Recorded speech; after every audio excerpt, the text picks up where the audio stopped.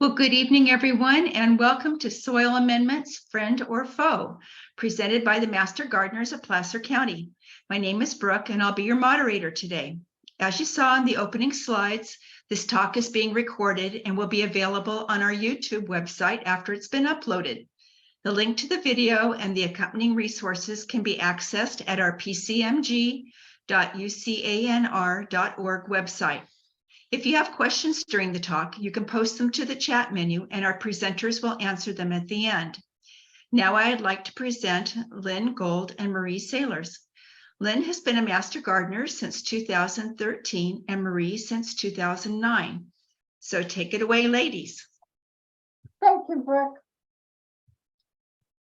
Who are Master Gardeners? Master Gardeners of Placer County extend research-based sustainable gardening and composting information and present accurate, impartial information to home gardeners and encourage the public to make informed gardening decisions. Where can you find us?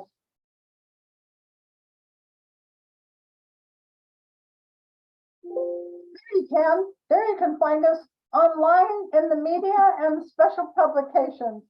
And the hotline you can call, the number is listed, or submit your questions online. Our website is pcmg.ucanr.org. Also, Facebook, Twitter, Instagram, Gold Country Medium monthly column, Curious Gardener, and the Gardening Guiding Calendar. Workshops, fairs, and festivals, and special events. Speakers by request, workshops, farmers markets, seasonal Auburn and Roseville and Lincoln, fairs and festivals, booths, it varies, garden fair in April and Mother's Day tour in May, and the Mandarin Festival, which is coming up soon, actually. So this is our agenda. The soil food web, components of soil, soil amendments, compost, and mulching.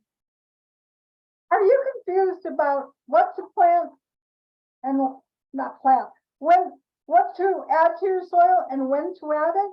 This presentation will review organic fertilizers and the actions micro and macronutrients have on our soil. Dirt versus soil. Soil is teeming with millions of bacteria, fungi, and other microbes, which are foundations of an elegant symbiotic ecosystem. Dirt is what your neighbor likes to collect on you. Healthy soil is much like our bodies. We ingest food to power our bodies and expel waste. Microbes do the same thing with organic matter in the soil, and what is not used is expelled. This material is full of nutrients which are easily absorbed by plant roots to allow the plant to grow, produce flowers, fruit, provide shade, protection, beauty, and many other things.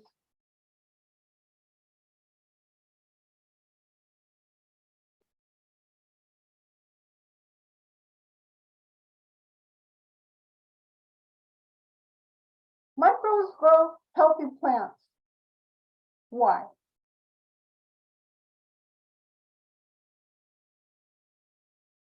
They're necessary to grow healthy plants, and the more, the merrier.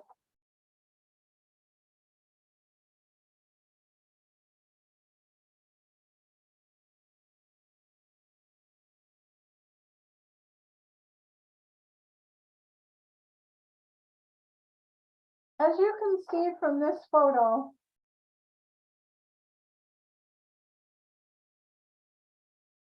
lots of things are going on underneath the soil.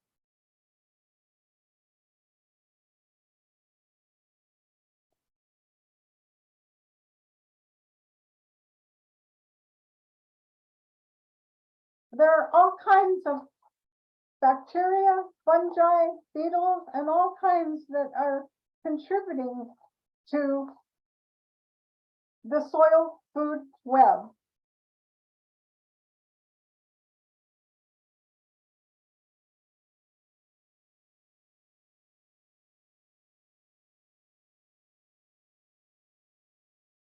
I'm hesitating here to give you a chance to really review this photo.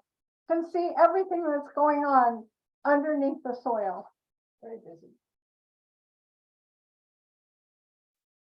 Now, mycorrhizal fungi, a very long word for something that is what they do. They contribute to the soil, and they do so much. They provide water, nutrients, and energy to grow. Some of that energy returns to the roots as a high sugar solution to attract and feed organisms.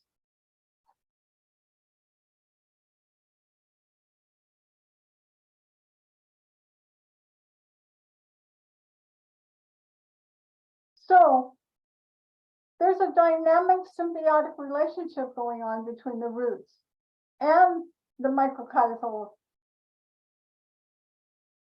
fungi, and microbes feed and protect the roots.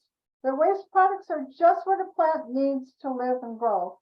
The sheer mass can build a protective barrier against soil disease and disease-carrying organisms.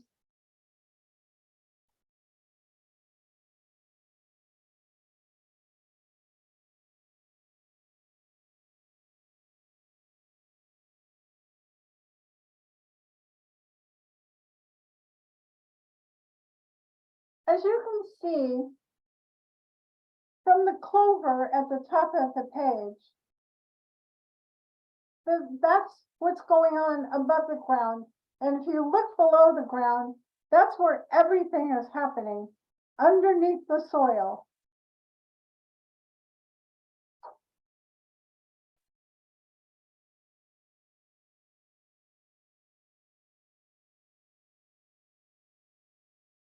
You can see the combination of things that take place. And the suppression of the root pathogens, it's like a little war going on underneath the soil that protects the roots and helps the plants to grow. Soil texture. Now this may be a bit technical, but the graph shows us that there are many types of soil in our world. Amending your soil will work toward protective, foamy soil the plants need to grow their best. I think I said foamy soil, but I meant loamy soil, because that is the healthy soil when you want a combination of 40% sand, 40% silt, and 20% clay and organic matter. And do we have healthy soil? Most of us do not.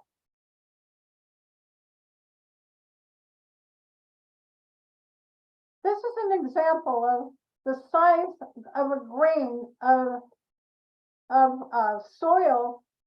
You can make these combinations by having a little jar and testing each part of the soil to see how they figure out. When you look at the size of the grain of sand and then the size of a little grain of clay, hard to believe when you think about what the clay does to your soil when you try to dig and build something.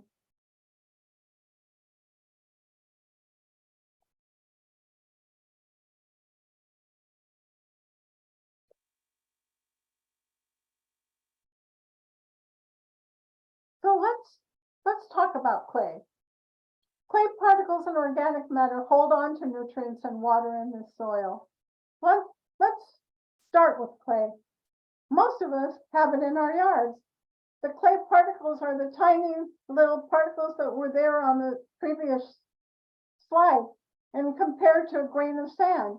Clay particles are very small, as we saw on the other slide, with a lot of surface area. They hold water molecules tightly, and that is not bad, although it may appear bad when you have it in your soil and you're trying to avoid the hard pan. And the organic matter will break up clay particles, adding air pockets, improving water filtration. It's an example of soil structure. You can see to the left, there's no significant clotting. It's in good condition. In the middle one, it's pretty decent, but the third one, you can see mostly coarse clods. Small, fragile roots can't penetrate roots that easily. Plants may slowly be stunted or die as a result. Adding compost or manure will increase the water retention, add the nutrients, and increase the porosity. Manure and compost tend to break down in several months, so you need to replace them. So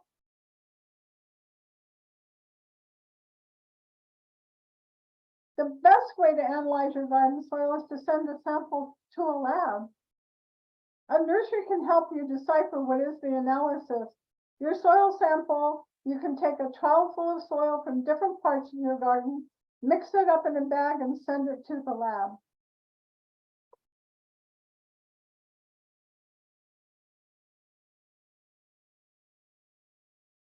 What are threats to healthy soil? Soil erosion, synthetic fertilizer, overwatering, soil compaction, and bare soil.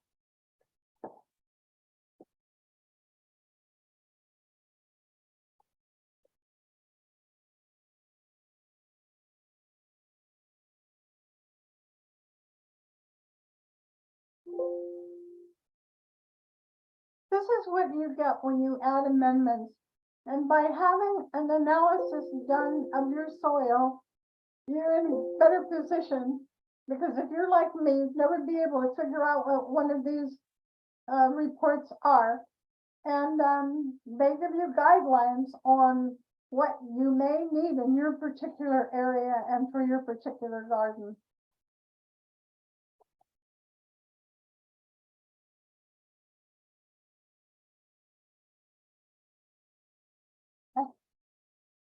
I'm Marie, and we'll go into, we'll go into the pH of your soil. As you can see in the prior slide, soil analysis can be very complicated, but one of the most important parts of that analysis is pH.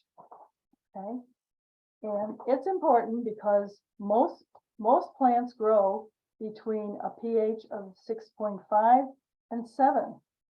So, and pH refers to the acidity and the alkalinity of your soil, the 7 being neutral. So just to take the first line, nitrogen, it's absorbed by your plant roots between these two levels, between about 6.5 and 7.2 in that area. Okay, as the soil becomes more alkaline or more acid, the plant roots cannot absorb that element at all. So that's what this slide means. It's a little busy, but it's telling you that most plants will absorb all of these nutrients around 6.5. Okay, nitrogen encourages vegetative growth, the leaves and the shoots. It helps make chlorophyll, which is the green color of the leaves, and thus helps photosynthesis and the energy of the plant to grow. So nitrogen is very important. Unfortunately, with nitrogen it leaches out of the soil very easily. So irrigation, rainwater, and all at once it ends up in rivers and creeks. So we usually have a deficit of nitrogen in this area. Okay, phosphorus encourages, the second line, encourages roots, flowers, as well as fruits and seeds. And potassium, the third line, activates enzymes, which improves the plant's ability to handle stress. So think of potassium as like an overall vitamin, phosphorus as a strengthening of the plant roots, and nitrogen as the greening up of the plant. Okay, and then there are trace elements. They're all important to a healthy plant's growth, but they're not needed in as great an amount as the first three. So on fertilizers, you will always see NPK, nitrogen, phosphorus, and potassium. Okay, organic fertilizers versus amendments. Okay, this is the nitty-gritty, I guess, of our talk. Both are added to soil to enhance the soil quality and promote plant health.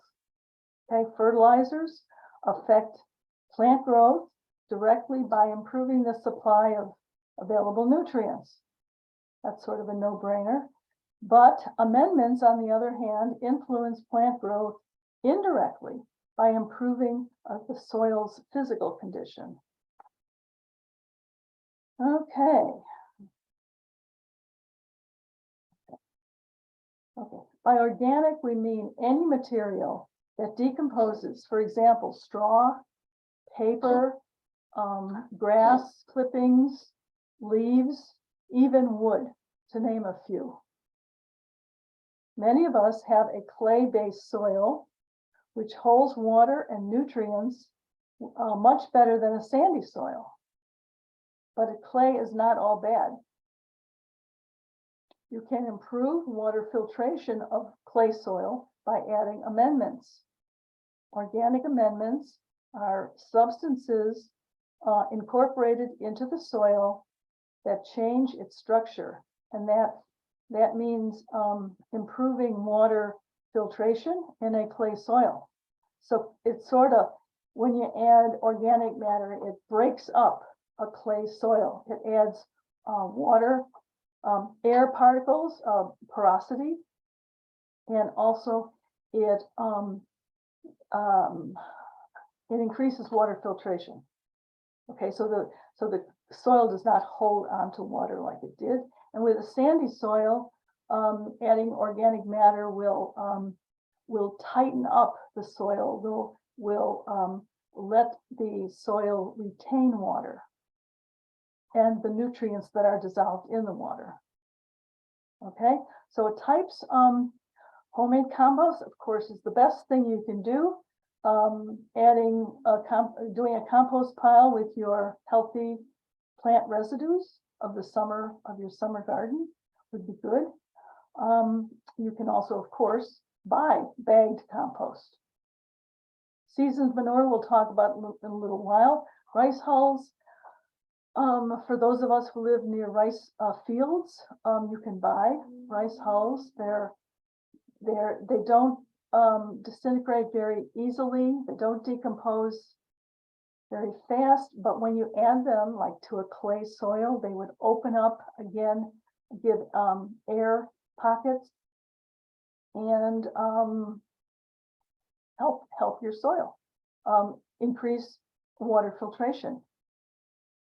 Okay, grass clippings are wonderful, but we always tell you to make a thin layer of grass clippings because they mat.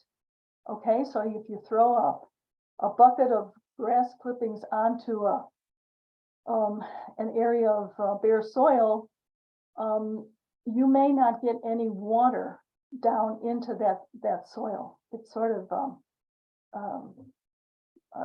just doesn't absorb the water, lets it run off. So grass clippings are very good, but in a thin layer. Leaves, we're going to talk about leaf mulch in a minute, and more.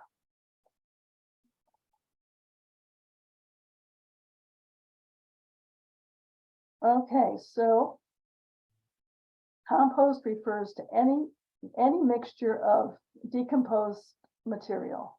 It's usually dark colored and sort of has a nice earthy smell. Mulch, on the other hand, is a protective barrier for bare soil. Okay, so a few amendments. Vermicompost is a very rapid decomposition of organic material by, wait for it, worms. Worm castings are sold in bags, or you can grow your own amendment with a worm bin. It uses your kitchen scraps, shredded paper, cardboard, peat moss, or coconut core to add a few things. This gives plenty of food for your worms. Their waste product is called castings, and in turn give you a nutritious, rich product to incorporate into your soil. It's fun having a worm bin, and it's a teaching tool for kids and grandkids. Mushroom compost is something else. It is the material that remains after the mushrooms have been harvested. Growers use a mixture of manure and straw put through a hot composting process to kill many of the organisms that would compete with the mushroom fungus. All right, once the mushroom fungus is harvested, used compost is generally low in nitrogen and high in calcium, but people swear by it. And you can buy it by the truckload from any soil center. Okay, let's see. Again, organic amendments will be used by your plants and should be replaced at least once a year, or twice a year would be good. Especially if you have a raised bed and you have like a vegetables grown in the summertime, and you look at it in the fall and it's like there's less soil in that area, in that bed. And it's because the plants have used up all those nutrients, the microorganisms that Lynn spoke about earlier, and you have to replace that. So anyway, and that goes for any compost, any amendment. It will be used. Organic amendments will be used up in time. Okay. Manures. We use this slide twice. Anyway, manures are the cheapest and widely used source of nitrogen besides chemical fertilizers. They're readily converted by soil microbes into a form that's easily absorbed by plants. All manure should be seasoned or composted before being added to your soil. Seasoned manures tell you that it should be safe for roots. When you amend the soil, it should be safe for the roots and all soil organisms. Okay. By seasoned, we mean that the product has been sitting for at least 4 to 6 months before being used, giving the microbial workers a chance to begin breaking down that material and neutralizing its pH if there's a problem. Seasoned poultry manure is the highest of any manure product in nitrogen. Again, it's readily available to the interaction of soil microbes. And this is, of course, the seasoning process, the composting process. Very, very important before you use it. If you open a bag and you smell a lot of ammonia, you can just leave the bag in your yard and just let it sit for another month or two, and then add it to your soil. Okay. All right, so now we're going to go into a bit on mulches. Again, it's a protective blanket over bare soil. Mulches conserve soil moisture by preventing evaporation when they're thick enough. And you'll read articles that say 2 to 3 inches deep. Sometimes you'll see 2 to 4 inches. They allow percolation of the water into the soil. They also reduce time and labor of weeding considerably. They prevent crusting of the soil. They maintain a more uniform temperature by insulating the soil. And they reduce weed problems when the mulch material itself is weed-free and thick enough. Okay, compost can be a mulch. Compost is the end product of a decomposition, as we've said. Perhaps you have an established garden of perhaps rose bushes or trees or lawn or perennial vegetables like artichokes or asparagus, and you don't really want to do what this guy's doing and break into that soil, because you're going to maybe kill some roots of your established plant, and maybe more importantly, mess up the soil food web, mess up those organisms, those mycorrhizae fungus that are helping your plant grow. Okay, so what do? Well, you can apply a compost, a blanket of leaves, compost, grass clippings as a mulch on top of the soil surface. Then hand watering that mulch, those mulch nutrients that will slowly go into the soil, will seep into the soil. Okay, and then probably at night, worms and other microbes will move out of the soil into the compost, eating it, chomping down, and then bringing it back under the soil and mixing it. So your work is done, really, with that organic compost. Okay, you don't have weeds because it's laying on the soil surface. You don't have to fertilize because you are watering in the nutrients from your mulch. You're not breaking up soil roots or the soil food web, right? Because you're gently adding nutrients to the soil. You're letting the microbes do the work for you. So it's a win-win. Okay, more about mulches. Mulches, again, a protective barrier over bare soil, 2 to 4 inches. They warm the soil during cool spells and cool during our warm summer months.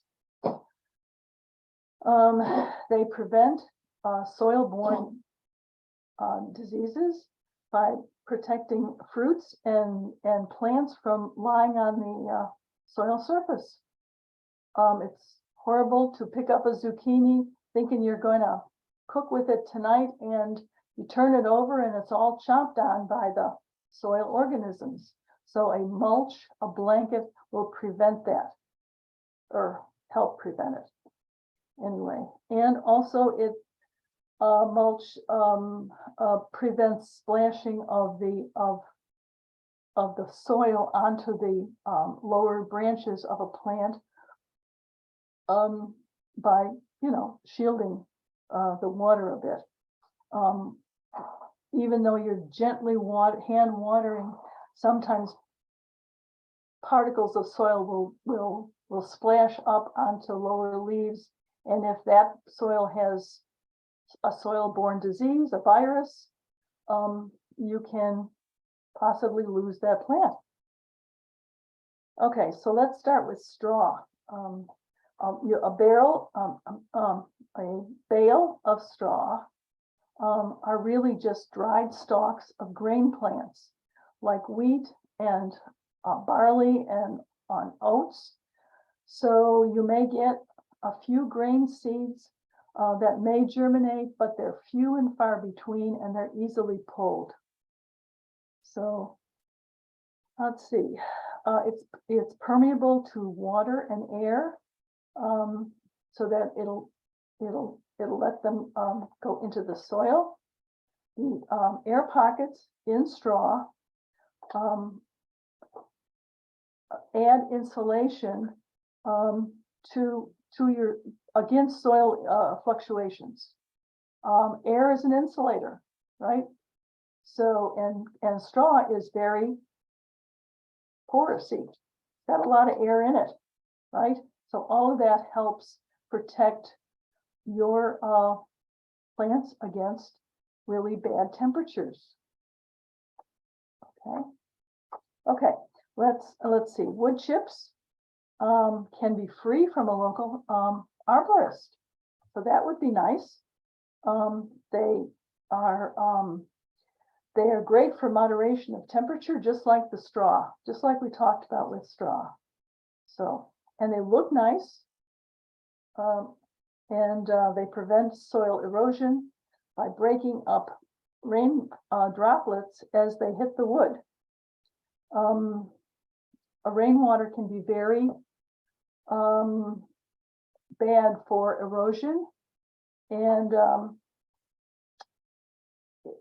also for packing down the soil surface.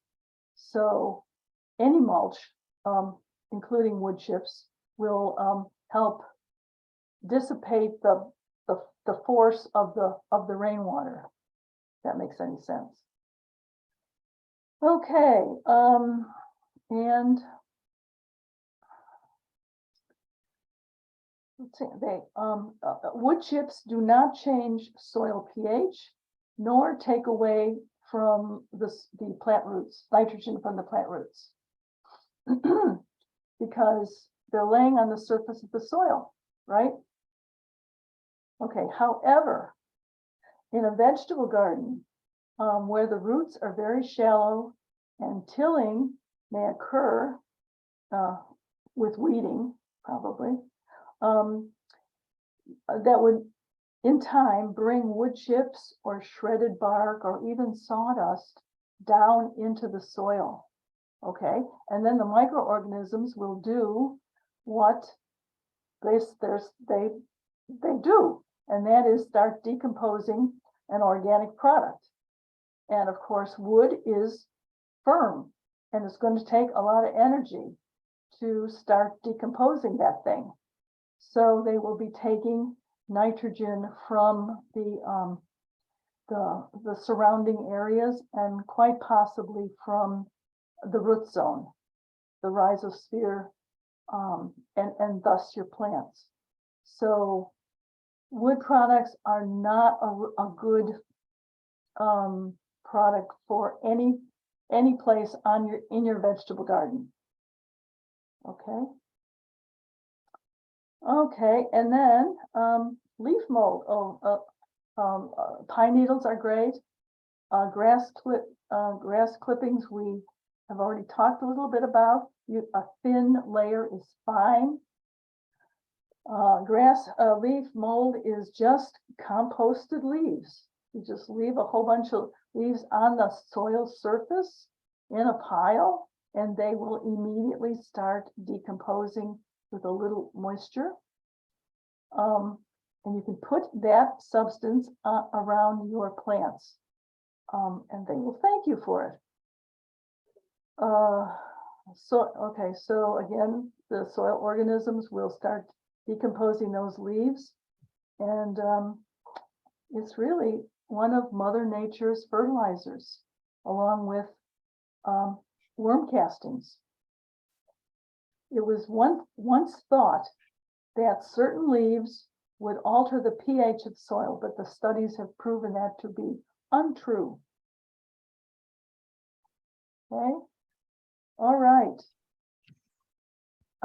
One other,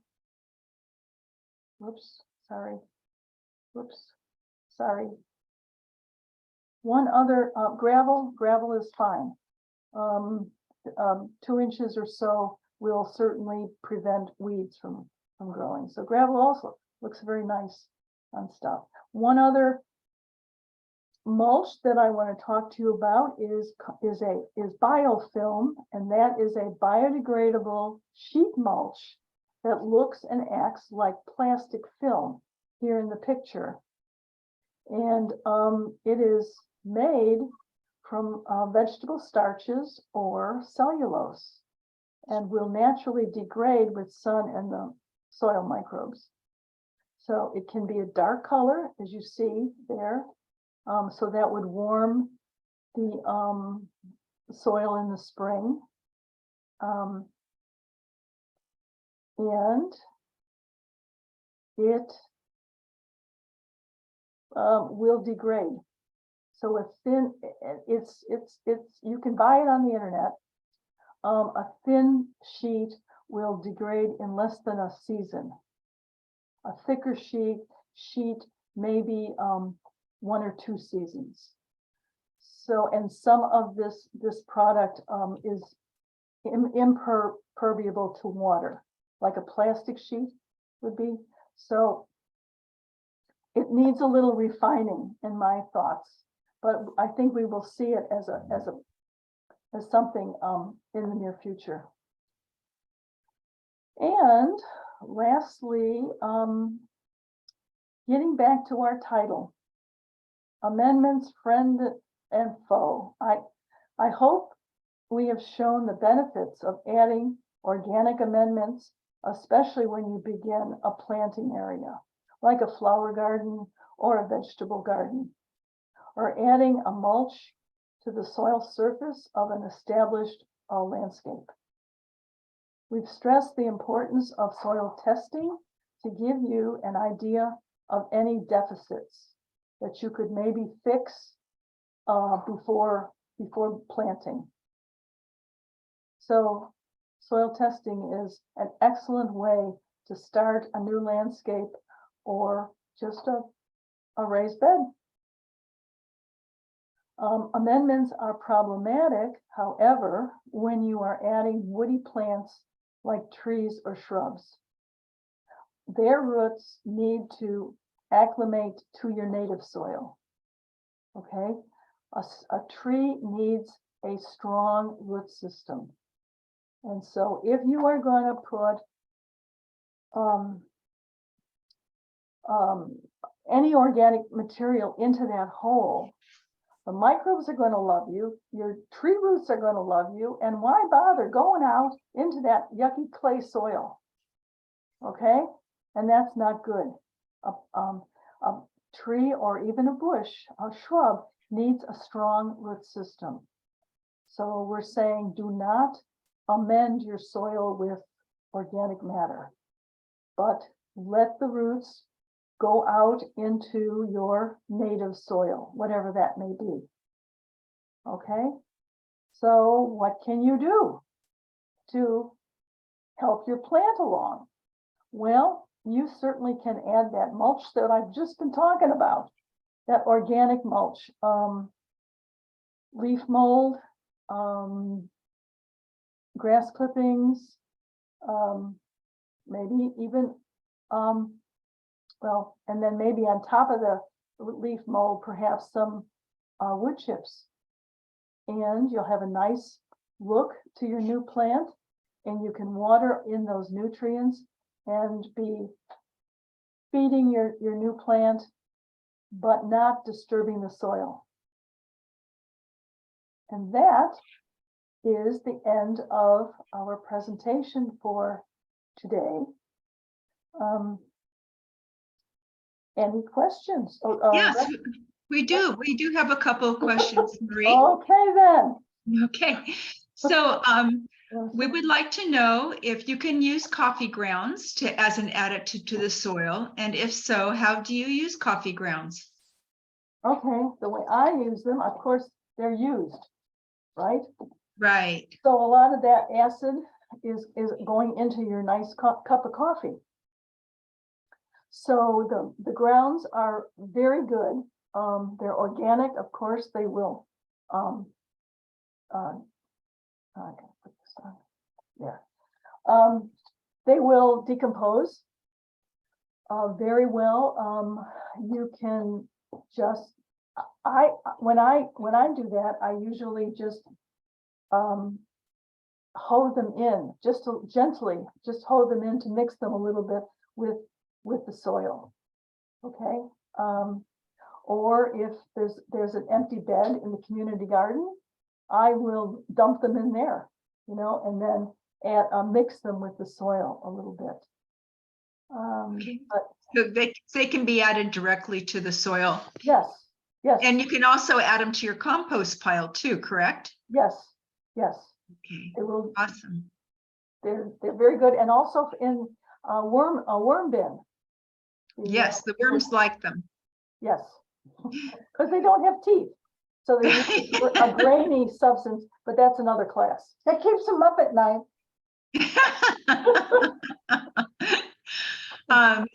Are there any mulching materials, woods or leaf types that should be avoided?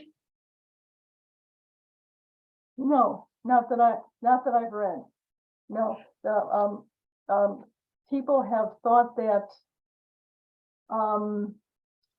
the leaves of the black walnut tree, I think, were not supposed to be used, but the studies have proven that to be untrue. And bark is very nice as far as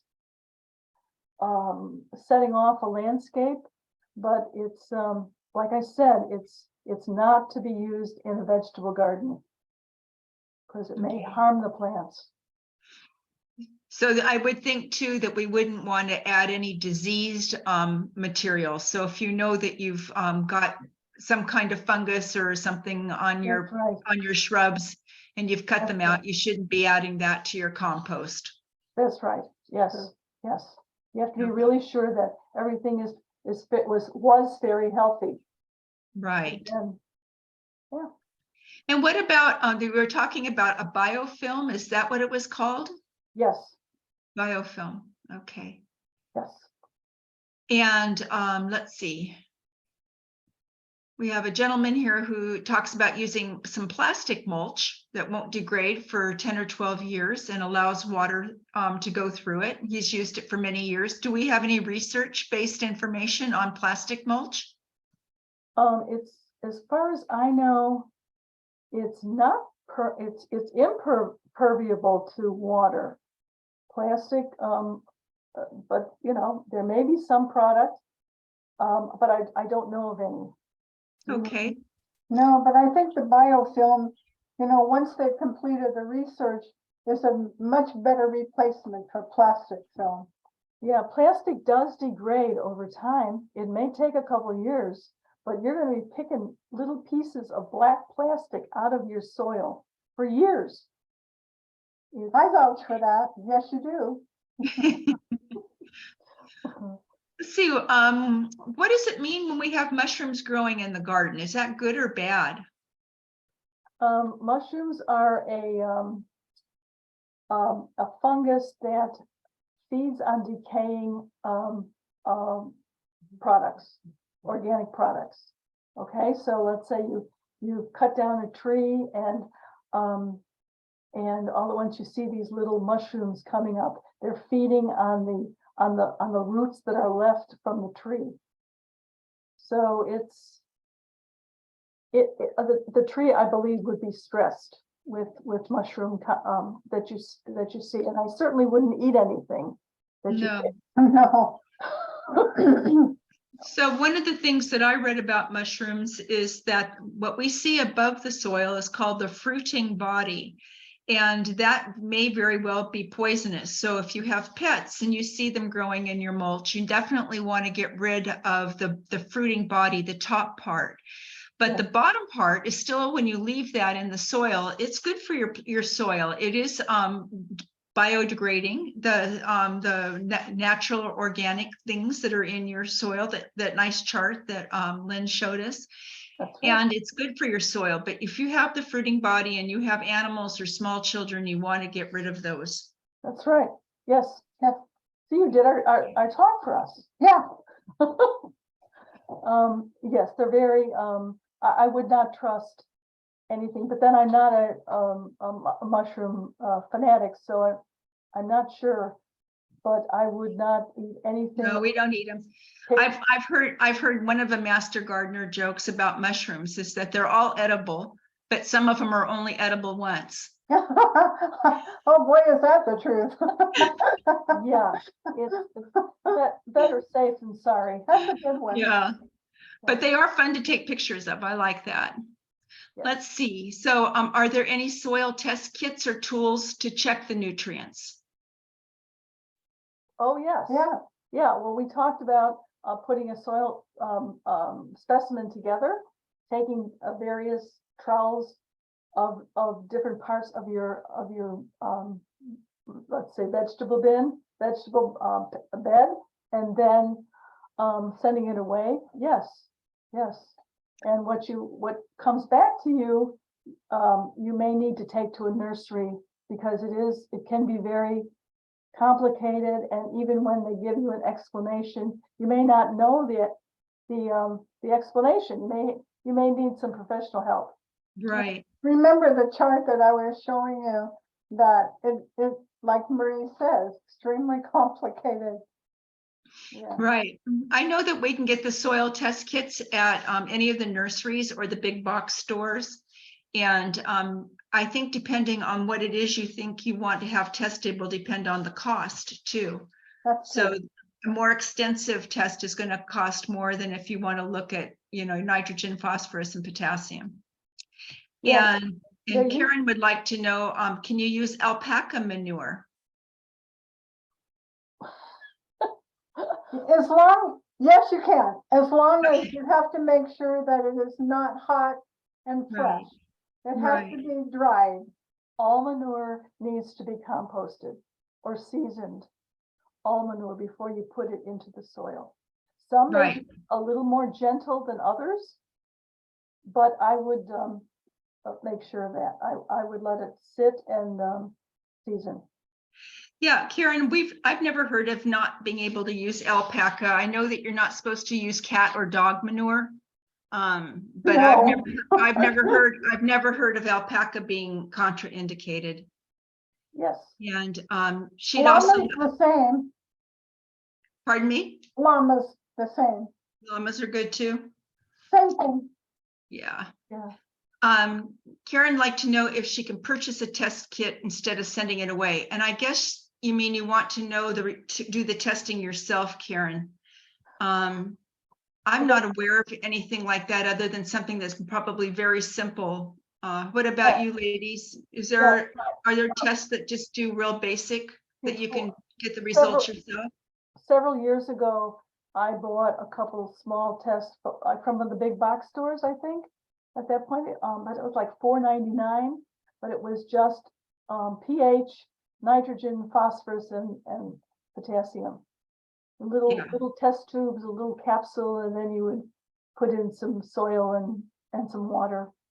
It was very simple, but of course that's not as accurate as sending it away to a professional lab.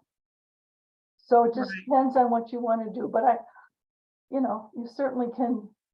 I haven't tried it in a couple of years as far as buying something small like that, but I'm sure they're to be sold.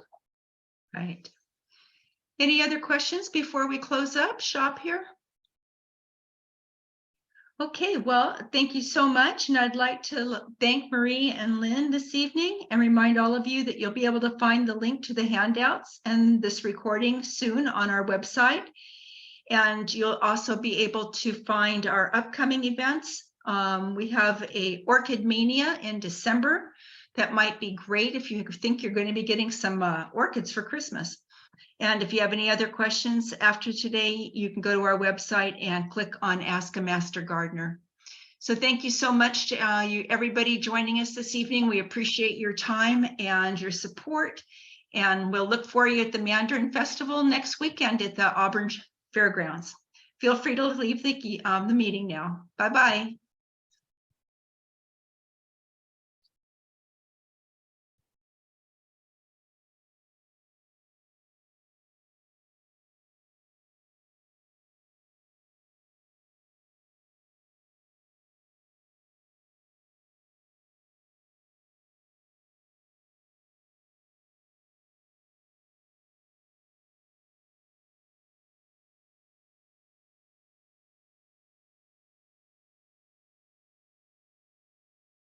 Oh. Right.